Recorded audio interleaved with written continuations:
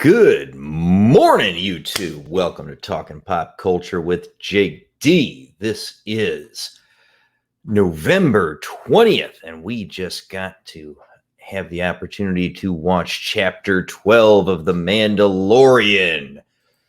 So before we get rolling too far into the spoilers and things like that, so first thing I want to say is overall, good story in this episode. We did some good advancement of the main storyline, I think. We did get to see finally the return of the great Gina Carano and Carl Weathers. This episode was actually directed by Carl Weathers, which was excellent to see. I liked him getting an opportunity to direct the episode. The visuals in this particular episode were the visuals were good, so they continue to do an excellent job of world building with this innovative studio that they use for filming The Mandalorian. We did get a return to Navarro and an opportunity to see just what Gina and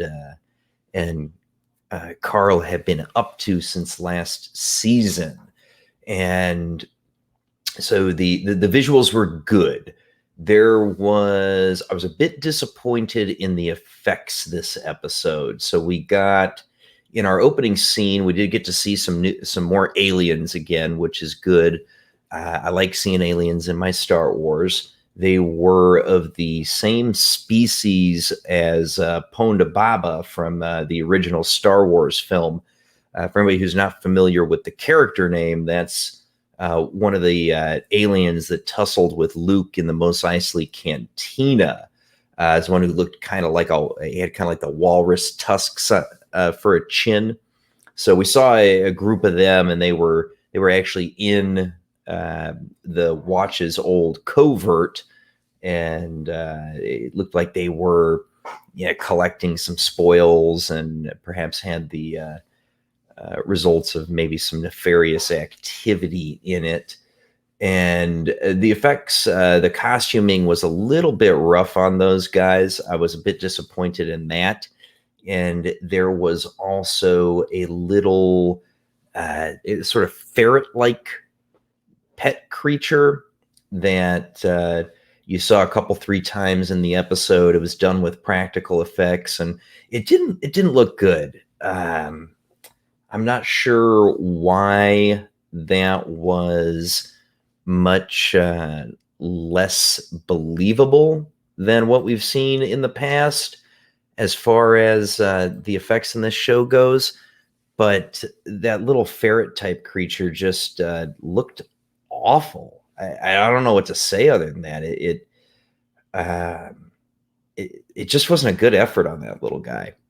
All right, well, this is a live stream and it is early in the morning, so I'm going to have a little bit of coffee. Oh, yeah, that hits the spot, let me tell you. But yeah, so the effects, the practical effects in the episode were not up to the standard that we have been used to from Mando. Then the action sequences, though, looked good overall, but this little assault that they had, it was good action, but they sort of reversed their logic a couple of times that for me was a little bit tough. And I hate to say it, but the acting that we saw in this episode from both Gina and Carl Weathers, they really phoned it in, and I was disappointed, which is a shame, because both of them have shown that they can do a hell of a great job, and yet what we got today was, well, it wasn't up to par. I don't know what to say other than that. Their performances they felt really wooden, and just bad, honestly. Pedro did just fine. Our baby Yoda puppet, of course, did his usual hijinks, and so no major complaints there. Very, very pleased with some of the deepening of the lore and the advancement of the story that we got today. So I guess overall, I'm going to give the episode. This one's going to come in honestly. I'm going with a 6.5 and 6.5 out of 10. And that one it's largely due to the acting performances that we got this episode. It was really that bad from Gina and Carl. I don't know what to say. The performances were just that bad to me. And some of the practical effects that also seem to be phoned in, which is just, it's a shame, because from a story point of view, this is the best episode that we had of the season for the most part, at least in terms of advancing the lore and understanding what's going on in the wider galaxy. And to have that spoiled by poor performances is just so disappointing. So popping back in and thinking about what happened. So Mando opens the episode with trying to do some repairs on the Razor Crest of his own, and he's coaching the child on how to do some technical repairs in a small cubby of the ship that Mando himself couldn't get into. And I really liked that scene. It showed us a more in tune with what's going on around him vision of the child than I think we've seen previously.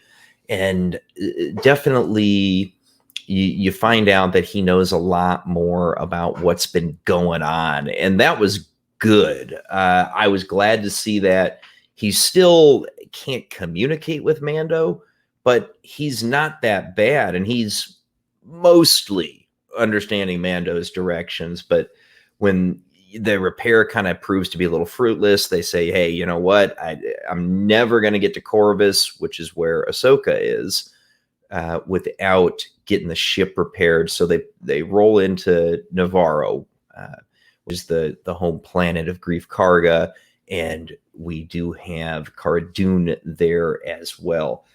Dune has become the local marshal, and Karga is now the magistrate of the area. Hail, just another red shirt. Good to see you here this morning, my friend. Glad you could make it. But so Mando puts down at the city where Greef Karga has always been. He is met up with by Cara Dune and Greef, and tells him, hey, I need some repairs, which they can obviously see because the ship is still in pretty rough shape. And, they mention that it's going to take a while to get the repairs done. And, hey, tell you what, why don't you help me out with something that I need to get done to get this planet under control while we're fixing your ship. This one, in terms of Mando's taking on his adventure of the week to help somebody out, made a lot more sense because they're fixing his ship for him. And in the meantime, they got a little thing they need to do. Specifically, they want to shut down an Imperial base that's still on the planet. And Greef tells Mando that he doesn't understand why it hasn't been evacuated after they defeated Gideon in the first season. And we get the blue alien guy that Mando took in as his first bounty in the very first episode makes a reappearance, and we get sort of this motley crew rolls out to see about destroying what's left of this Imperial base. There's some pretty decent action scenes as they're infiltrating the base, and we get a bit of a little member berry from the original Star Wars movie. And it's one of those pylons that sort of hangs out over a chasm where the controls are for things. So, you remember when old Ben shut down the tractor beams so the Falcon could escape from the Death Star? It's just like that, right? And they go out there and they shut down the cooling, which causes the volcano that this base is built over to have a little bit of an energetic reaction. and on their way out of the base, after they do that, of course, they're dealing with some stormtroopers, and we get a dose of why Gideon was after the child to begin with. And they wanted him because of, they say, the M count, which of course is the M word from the prequels, midichlorians. And they were doing experiments related to transfusions of the child's blood. And there were some bodies in tanks. And my instant thought is, of course, I said to myself, oh God, no, because I was worried that these were the Palpatine clones, and which of course would tie this very directly into the Disney tragedy movies if that's what they were doing. And that was pretty significantly on my mind when we're getting this explanation of why they wanted the child. We don't learn everything, so it was done well in a, we're giving you some explanation finally point of view, but certainly not the entire truth is revealed. The panel that had the data and things, a couple of Imperial officers, it looked like science officers of some type, were trying to destroy it when the crew just sort of bumbled into them. And so we now know at least some of the motivation behind wanting to capture the child, which was definitely related to force sensitivity. And as maligned as they are, the whole midichlorian thing from the prequel, it's part of the lore. It is part and parcel of the Star Wars universe. And so if his midichlorian count is why they're after him, I mean, obviously we know it is some sort of scientific experiment related to force sensitivity. And that's sort of the limit of what we learn there. They finish busting out of the base.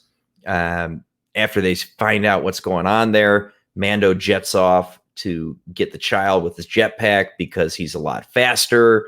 And then Cara Dune, Grief Karga, and the blue alien bounty guy have to kind of get out of the base as well. And they get this sort of armored transport vehicle that they're taking off in. And they get chased by a few TIE fighters. They just make it back to the city. And then Mando, of course, swoops in the now repaired Razor Crest. Has a little bit of a dogfight, finishes taking out the TIE fighters. And then we see just a gorgeous, nice explosion of the Imperial base finally getting destroyed. Our final teaser scene right at the end to close the episode is a brief shot of Moff Gideon in his ship, which I can't remember canonically what the ship type is, but it was a Republic type ship, sort of a pre-Star Destroyer that still a large, formidable ship, but not one of the gigantically crazy, powerful Star Destroyers. And he is in there, and we get a shot of, you're not sure if these are battle suits or what have you, but clearly I was left with the impression that these were Gideon's like genetically engineered force sensitive troops, being held in stasis or something, or maybe they're controlled in some way, shape, or form. But it was great because it gave us a view of a threat. So Gideon has been pretty well established as a bad guy who's very, very competent and powerful. And now we got a view of presumably what is the weapons that he's been designing or trying to create based on the child's genetic code. And so this was a good scene. Yet in terms of a television series, this was good because it gave us a glimpse into the power of the bad guy. Didn't tell us too much about it, but we know that he's been building some kind of force that's going to be a problem. And we also find out that one of Grief's repair folks was compromised by Gideon and the Empire and left a tracking beacon in the crest while they were repairing it. So that's so you know that Gideon's going to be able to follow them to Corvus, where we have Ahsoka Tano, which probably helps us set up that final half of the season that's going to be hopefully rather eventful. So, but we definitely know that Gideon's going to be coming back and still coming for the child, which he still refers to as the asset. So, I'm very disappointed that I have to rate this episode so low at the 6.5 out of 10. But the performances by Gina Carano and Carl Weathers were really just that bad. And when you've got poor acting performances, especially from actors whom you know are capable of far better, it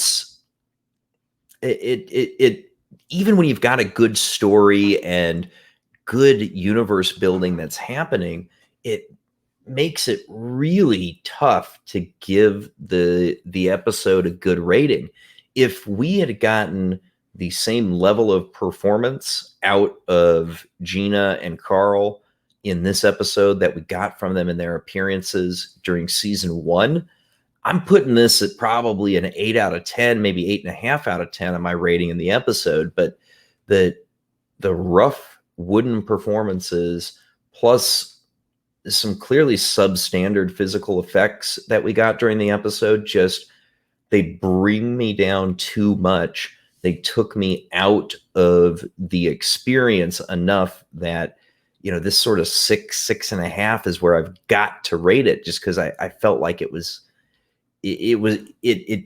pulled me out of the experience far too much, which is a shame because it was the best story episode overall that we had. Another kind of minor, well, maybe not minor, but an issue I had with the episode was it felt like the Razor Crest was repaired really too quickly because it was still in rough shape. I mean, granted, we don't know exactly how much time passes between when he puts down and when they get back from assaulting the base, but it doesn't seem like it can be that long. They had left the child in a school building, and I mean, at most, this was like a day, and the ship was fully repaired. It just that took me out of it a bit as well. I feel like they could have easily established that more time had been going by in order to make the repair more believable. I don't know. Maybe that's just me being nitpicky, but that was a little tough for me to get on board with. But just a little rough on the physical effects, and the performances were just not up to expectations. So it's amazing how much a rough acting performance can affect your experience of the show. And the dialogue was awkward, and I don't know if that was a delivery issue or what. It maybe part of the problem was Carl Weathers isn't an experienced director. I'm not sure. It just it wasn't a good episode despite having good story in it at the end of the day. All right. Well, I think that about wraps it up for running through Beyond. We should expect to see Rosario Dawson as Ahsoka Tano hitting us next week in episode 5. We've now closed the first half of this 8-episode run for the season. And so I guess my first half grade for the show is going to be, I mean, honestly, 7. Overall, the first half, no, I'm going to take the 6.5. Yeah, I'm going to go with a 6.5 for the first half of the season. It's not a bad show. I do enjoy the show, but there's enough things about it that were challenging in the experience that I just can't come up with the high rating. I do still recommend the show, but it's just been middling thus far, right? And so I'm definitely looking forward to next week, but I can't say that the first half of the season has been a particularly incredibly amazing experience. So it needs to pick up and step up and get better for the viewer, because if they don't, it's going to lose viewers. Despite not being objectively bad, it's also not objectively great. And if you're just in that sort of, this is all right type of zone, you're not going to keep the viewers engaged long term. All right. Well, time for you to let me know what you think in the comments below. Appreciate you all sticking by early this morning to watch my Mandalorian review. Please do like the video and consider subscribing to the channel if you haven't already. We've got a lot of pop culture content, and I come to you live every Friday morning with a spoiler-filled Mandalorian review, as well as other videos and streams on top of that. Thank you for watching, and I'll catch you on the next video.